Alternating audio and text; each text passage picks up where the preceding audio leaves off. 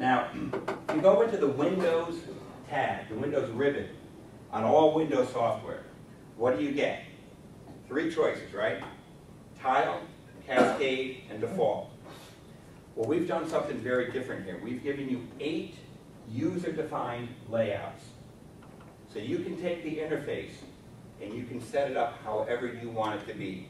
You can add windows, take away windows, resize the windows, reposition the windows. You're going to find properties on the right-hand side, right? But if you like properties to be on the left-hand side, if you're left-handed, it's more natural for you, you can take that for any one of up to 8 interfaces and create your own. It's real easy to save. You simply say, you move everything around, you hit store, you hit the button. Just like setting up an AM station in your car radio. All right?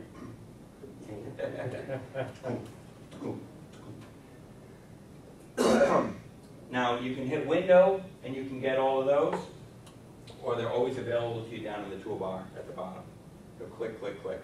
And then, once you get used to the interface, you can set up your own windows.